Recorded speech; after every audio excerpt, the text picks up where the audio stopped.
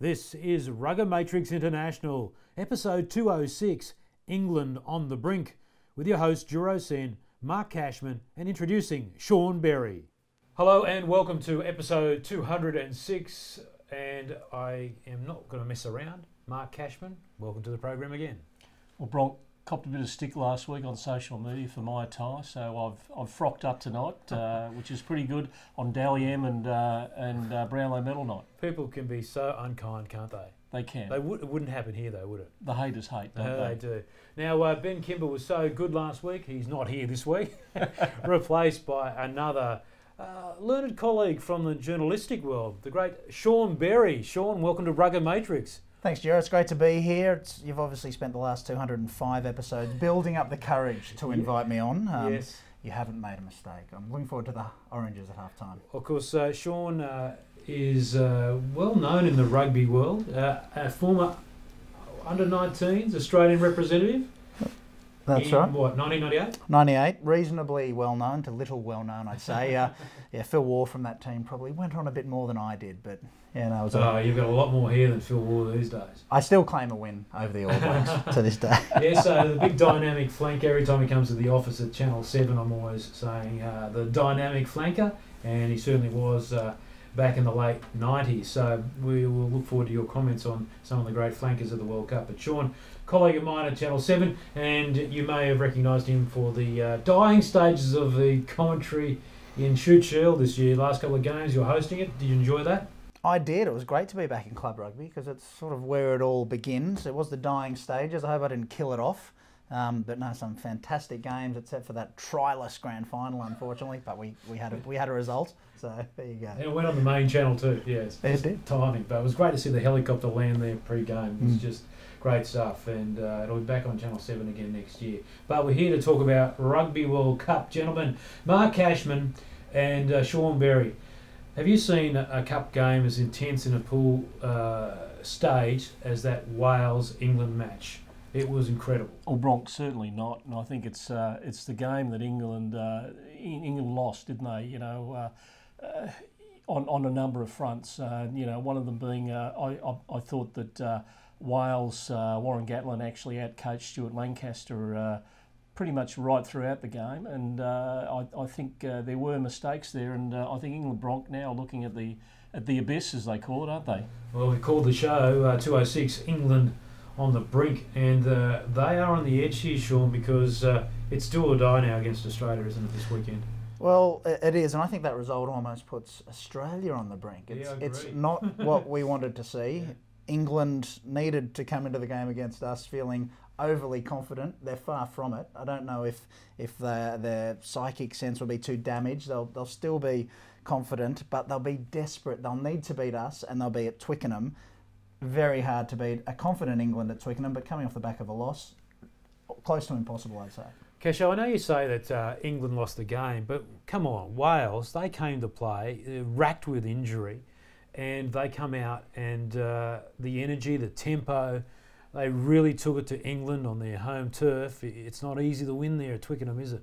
One of the things that did show to me, Brock, was that I think at this Rugby World Cup, as in it's distinct from 2007, you've got to play a bit of footy to actually win this Rugby World Cup. And England went out into that game and they virtually refused to play too much rugby. And Wales really had a crack, didn't they? They got their game together after half time. You know, there was a 10-point break then, and then sort of started to attack those channels out wide, and it really sort of came through. Yeah, I think England tried to play. I don't think they were negative in any way. In fact, look at the end of the game. I mean, England, and this is what I can't cop, people saying they praised Japan for going for the try against South Africa. England go for the try in the last minute, and everyone's saying, why didn't you go for the goal for the draw? I mean, you can't win, can you? Well, but go on, Cash. I did mean to interrupt. But you know, that's also the thing. You know, probably the best result for the Wallabies was probably a draw. So I'd imagine Michael Checker and a few of the boys would have been there going, "Go for the goal, go for the goal." But listen, you know, that's tournament play, isn't it? You know, there's moments in tournaments that decide which way you go, and that's coming up. That was Wales's go on the weekend, and it's going to be the Wallabies go at Twickenham also on this coming weekend. Cash Cabot Checker would also have us believe he's not watching the other results. He doesn't care about bonus got someone points. else watching it for him. He's got Pat Mollahan watching it for him. He's the great manager who's sitting right next to him. If you look at the shots, former Seven colleague. Sean, what do you think? There were some big moments. To me, the big moment was in the 66th minute. England. Great line-out win. They take it down the left-hand side, scintillating ball in hand and passes, and they just dropped it 20 metres out, 22 metres out, turned the ball over. Then Wales were able to hold out. That, to me, if England had scored that try at that moment, it was going to be game over. Well, it was, and I've seen it written, I've heard it said that England did give the game away to Wales. It's moments like that count, and Wales claimed them. It was a less experienced British team than we're used to seeing. Certainly some shuffling in the back line that they probably weren't gelling like they should, and they weren't able to react, and Wales were able to get their foot back in the door. Well, if you're talking about reaction, one of the guys who's been criticised, basically shouldering a lot of blame, is Sam Burgess. I find that really hard to believe when he left the field, that England then lost the game. So they were doing well when he was on the field. Yeah, definitely. I think if Sam Burgess would have actually stayed on the field, England would have won. They would have been more robust in the middle of the field. Their defence would have been a hell of a lot better, and they wouldn't have given Wales those targets for Jamie Roberts to run at in the middle of the field. So I think that's where the game sort of changed as soon as Sam Burgess came off. He's got a certain robustness about him. He's not as probably elusive or has the footwork of a Matt Gidho or even an Owen Farrell, but he gets the job done, and he knows about big games. What about the battle of the fly halves? Oh, look, I liked Farrell. It wasn't a risk. They got rid of Ford. There was much said in the press about that, and bringing Burgess on as well. Certainly didn't backfire. The game wasn't lost at 5/8. So I think it was a good decision. And Farrell, he's a big, strong man, a strong defender, and he was quite lethal with the boot. I've seen him up close playing for England and while doing photography, and he runs the game okay. He's fine. I don't think it was a big risk with him at all. In fact, they were doing fine. I mean, for most of the game, they were in control and doing the right thing. Wales, though, just had something about it. And what do you think about their effort at 10? Oh, listen, Dan Biggar had an absolutely superb game. Well, he kicked brilliantly, didn't he? Yeah, and the sad thing is without Lee Halfpenny in that side, they could be so much more potent. But that's probably helped in the Welsh mentality. It's this have a go sort of mentality. They're just out there. They're trying their best. They're moving the ball around, and I think they're playing themselves into form. And that's what tournament play is all about. You don't necessarily have to be cracking hot in the first week of the tournament. It's been cracking hot in week 6 of the tournament. I think that's pretty important. Yeah, absolutely. And from a Wallabies point of view, I think building into the tournament is quite a vital thing. There's no loss in having that Biggar's boot on the park either. No. The number of points scored through the 10s, it's something for the Wallabies to watch. Any penalties, and will be punished. I thought he was outstanding, and I think all the Welsh were brave under the high ball whenever it came to them. And I think the other thing is they showed no fear. They really came in there and gave it to England. Like I said, going to London and beat England in a World Cup, that's huge. We just saw the reaction from the royalty in the box. One on one side and one on the other, and the man in red was victorious. But who was expecting that as well? Wales to come out, given their injuries. Yeah. It's I wouldn't say second string, but they're 12 or 13 injuries, and they managed to beat England at Twickenham. No, that's true. And and given maybe not recent form heading into the Cup, but certainly over the last year or so, Wales has disappointed. So for them to do this at the right time is incredible. So they're a dangerous team. However, when they come up against Fiji, Matt Carmichael from Seven was saying to me, I think they're a massive risk of, running into a brick wall. It's Fiji, and they're probably expected to beat them, but, they're a physical side, Fiji, and if you don't show them any respect, they can beat you. Well, if they're physical, they're good on their feet. Their defence is a hell of a lot better. Their scrum and their line-out works very well these days, and they have a simple game plan. Give it to Nemani Nadolo, and away he goes. That could cause a bit of havoc down those edges there. Yeah, 128 odd kilos of top bloke. It's not a bad game plan, really, is it? And Fiji, they've performed really well, but they've come up against England and Australia. They've pushed both sides. They probably think they deserve a bit of a victory after their and a short turnaround too between England and Australia. I mean, once again, it's just totally unfair on tier 2 nations, and they're still producing the goods. Actually, the funny thing is, I know there's a couple of bigger scores, but if you go back and have a look at them, they're just not those big blowouts that we used to see, like the 140 odd or the 120 odd. I think we smashed Namibia and Adelaide. That was Chris Whittaker's coaching or captaining appearance for Australia, and that was a great honour at the Adelaide Oval. But in the All Blacks had some massive wins too in the past. So I think they're getting closer. Each World Cup, the minnows are doing a little bit better, I think. Especially Fiji. They're sort of really tightening that gap. Yeah, I just think Ben made a good point last week. They sort of make that step, but then they don't make the strides to be a true threat, that we go, okay, Fiji, they can make it through this pool, no worries. I don't think anyone was saying that Fiji would make it through the pool, this one in the pool of death, but they would still cause carnage. There's no doubt about that. But yeah, they're not at that point where you think, okay, Fiji is going to make it ahead of time. So there's work to do, but John McKee doing a great job with the Fiji team. Oh, he certainly is, Bronk.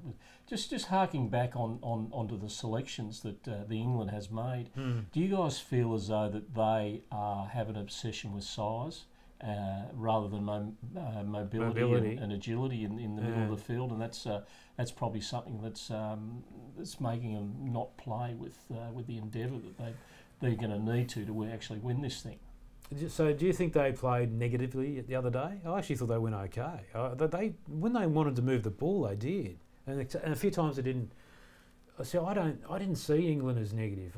I really enjoyed what they were doing at times. Some of the balls went into touch, went to ground. Maybe that's a skill thing. Courtney Law's big, obviously brutish player, so yeah, he fits that bill that you're talking about. So I don't know, Sean. Did they select negatively though? There was a bit of panic, certainly a very deliberate selection policy in the backs that reduced their expansive game that they've been working on. This creative, expansive game for the past year, with Ford in there at 5'8", considered a more creative player. You bring on the bigger guy to combat Wales's size, and Wales still managed to run around you in the end. Yeah, I mean, go back to their first try, pretty creative, and they thought on the run with the space on the short side. So I think England were probably out enthused on the night. There's no doubt about that by Wales, and our coach too with the replacements that you talked about, Casho. Panicked a bit too.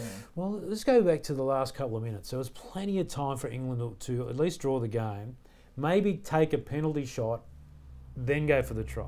What would you have done, both of you? I know what England would almost do every single time, is take the penalty shot. But not this time. You can only assume the captain has been watching that Japan game where they hazard it all and they come away with the victory. Yeah. Maybe there was also a sense of, this is the pool of death. We need to win. Let's go for the try. Let's go for bonus points. That sort of decision. But look, I think in hindsight, obviously they made the wrong decision. Casho? Yeah, that's pretty right in hindsight. But if you look at the plain facts of the matter, they did have 2 or 3 minutes left. They could have had a shot at goal. What happens? You generally kick your penalty attempts dead. So you've got a 25. So you've got another crack at it. And so it was a tactical mistake, I thought. But coach is always going to back his captain no matter what. Oh, I mean, I love the fact that England went for the try. But yeah, look, take the penalty and get back down the other end and pot a field goal. So that could happen quite quickly. However, Wales could do the same when we saw what they could do with their kicking power.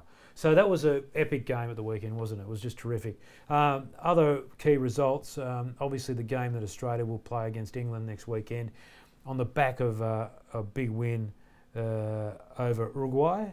And Uruguay had no chance against Australia, really. we filled our second sort of string side. What did you think of the Australian side with Quade Cooper at fly half? I've been very critical of Quade for many years. Every time you walk in the office, out of bed, and I'm saying Mark Ferguson should ask him about it. I've changed my tune. I think he's matured.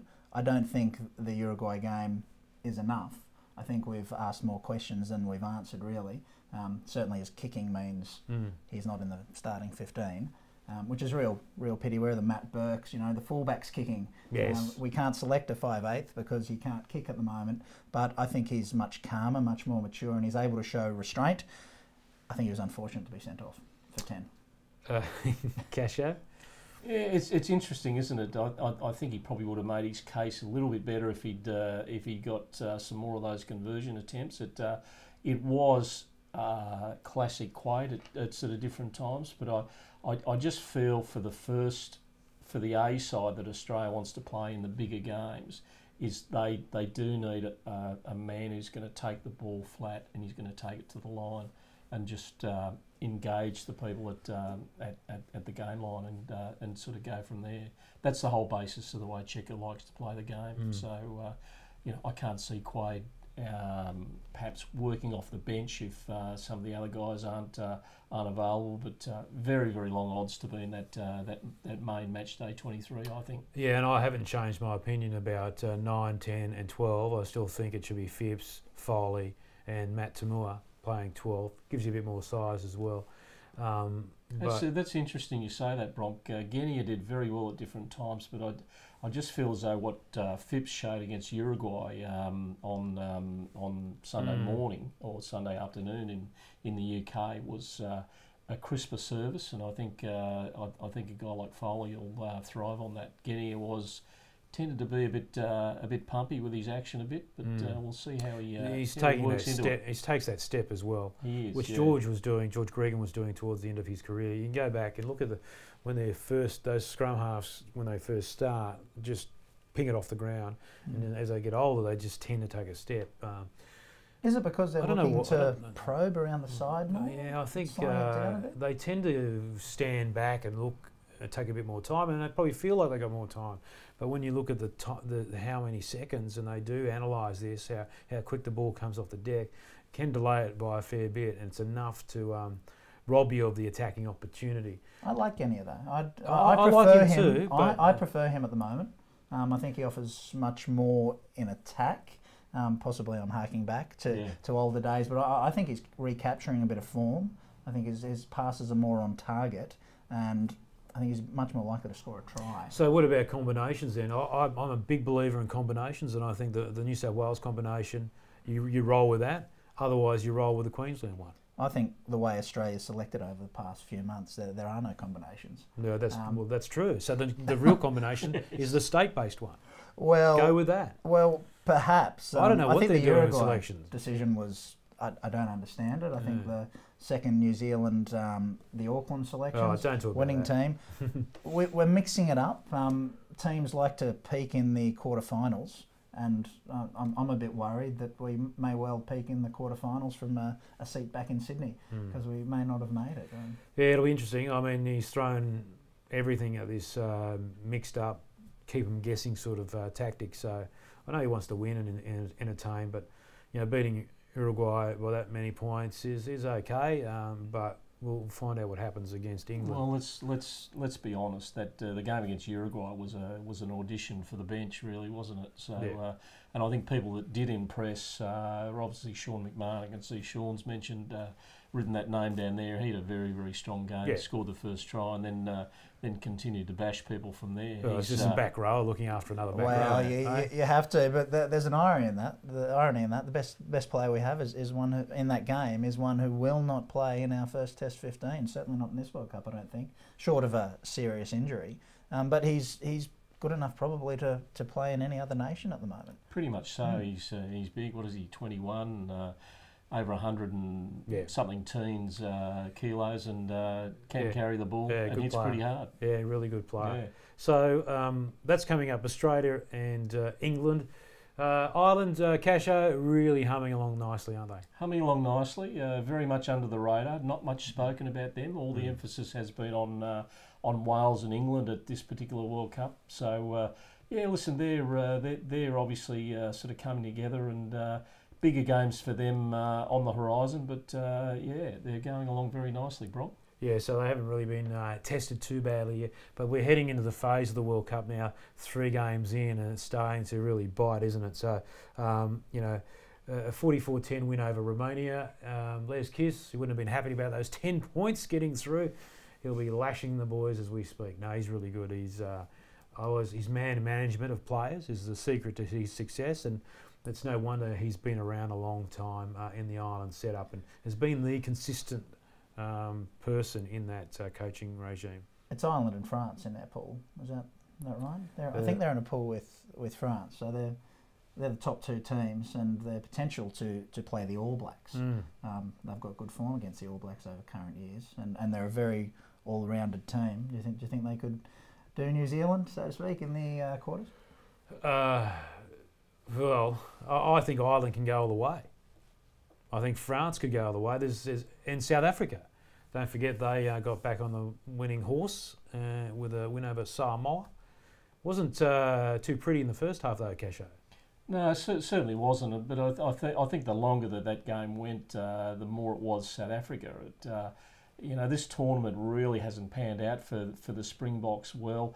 Jean de Villiers has copped a broken jaw. What a tragedy! So, yeah, it's one of those things. Had a leg injury, I think, in 2007 when they won in the Northern Hemisphere, and this one, that horrible knee injury that he made his way back to actually captain this squad, and now 2 broken jaws in the space of probably 6 weeks, and he's gone, he's cooked, and you know they're looking for a replacement. But in many ways, I just sort of feel that they will be a better side without Jean there, despite his leadership qualities. Why do you say that? I think because they've probably got a better backline with the Stormers inside centre, Damien Delonde. Well, as you mentioned last week, there's a bit of controversy about their side they picked in the first place to go across to the UK. Yeah, and, that's right. You know, it's probably a good point that they make a change now. Forced. Much older side too. Some old names in there that perhaps shouldn't be kicking around. And it is South Africa. They're either brilliant or bust. And I guess we saw that against Japan. Well, there's no real pressure in their group to actually get out of it. You know, they can wander their way through that group and then turn things on for 2 or 3 games, and you're in a final, really, aren't you? So. Interesting times ahead, but I just sort of feel as though that they're a better side without Jean de Villiers because they're going to get more thrust out of that middle of the field. You know, there's never any doubt about the robustness of their forward play. Their set piece is always good, but just feeding those guys on the edges needs to be done if they're going to win a World Cup this time through. You're right about the lack of pressure too, but I think that sometimes works against them when you hit the quarters, hit the semis. I'm always harking back to previous World Cups, and I remember 2003. Australia had a bit of a tough run. New Zealand cruised on through. Australia had a tough run, and they were battle hardened. I know, mate. I was the media manager at the time. Very well managed. But I think this pool of death, if we get through, and at this stage it is very much a sense of if, we'll be primed for some big games in the quarters. Oh, look, it's a different game. When it becomes elimination rugby, the whole thing changes. Bonus points don't mean anything, and it's just winning the match that counts. And this is where the Six Nations countries, I think, have a little bit of an advantage because they play for the points, not bonus points in Six Nations. And Les Kiss has been on this show many times saying how much he loves it, rather than playing for bonus points. It shows sometimes. Yeah, but you do in the end though have to worry about for and against. So in a way, you've got that bonus point culture in there, but you still just have to win the match, and that's really important. It's weighted that way. So anyway, bonus points don't matter when they get to the quarter-final stage, if they all get there. Now, I just noticed that some of the throws, I think particularly from Wales, weren't exactly straight on the night. I just hope that, you know, if it's going to be that way, or refereed that way, that they don't crack down all of a sudden and someone misses out because of a little bit of a tiny crooked throw. I don't know if you noticed that. I just noticed a few anyway. Yeah, there were a couple there, Bronk, but I just feel as though the refereeing has settled down in the second week a lot. There was a lot of stuff. There were a lot of referees out there making their mark. You know, timing their run to referee a quarter final or a knockout game in this Rugby World Cup. But they're ticking the boxes. Yeah, ticking boxes, and they seem to have settled down. So hopefully those line-out throws are straight and there's nothing too controversial, which there hasn't been in the second rush of games. Until Australia v England in the scrums. I think the refereeing will very much in these next two games determine how we go, our scrum, how that scrum is refereed and how the Brits are refereed, if they're straight, if they're not straight, I think is going to play a big role, because our scrum is better, but a couple of penalties against us and we could well be right back where we started. Who are you calling the Brits, mate? Sorry, the English. Oh, jeez, mate. Yeah. My father's English. Oh, dear. So, yeah, I think the refereeing, it has varied a bit, but the other annoying thing is going to the TMO to check just for little tiny things, and that can really drag the game down. They have to be careful of that, don't they? Oh yeah, they definitely do. You want a bit of continuity, and you know, you don't want to turn it into a game of national football like gridiron, do you? So you know, they've got to have guts to make the decisions and sort of stick by them. Just looking at the pools, Sean, and after the hectic start of Japan beating South Africa in Pool B, the great news is one of my favourite countries that punches above its weight, Scotland, is on top of that pool, and they've got maximum points so far, 10 points. You better take a photo of that. I'm not sure how much longer it will last once South Africa 10 points in South Africa, 3. So 3 behind them on 7. And the USA gave it to Scotland for a while, didn't they? Yeah, Bronk. They certainly did, and you know, in many ways, you know, Scotland are obviously not as good a side as Ireland, but they have been able to sort of go under the radar there, and I think that's probably helped them. You know, they're quite well coached now. Scotty Johnson has had an involvement there, and he's obviously set up a pretty good structure there. Vern Cotter is in charge there now, and they're obviously playing a very positive style of rugby, and you know, a rugby that's winning World Cups. And USA, I think, were ahead at half time, and Scotland managed to come back there, although I think their playmaker Finn Russell limped off, so that perhaps will influence the rest of their campaign. Anyway, enjoy it, Scotland, while you can. Let's hope you can get through. I really do hope Scotland gets through to the next round. There's a good chance of that happening, unless Samoa pulls off a minor miracle. All right, we've got 2 minutes left. Mark Cashman, it's NRC National Rugby Championship time. Your Rays played at Pittwater Rugby Park. What happened on the weekend? Well, Bronk, points scored, I saw. 14 tries, 100 points, 4 yellow cards, 2 red cards. So quiet afternoon then. Quiet afternoon. Yeah, well, nothing happened.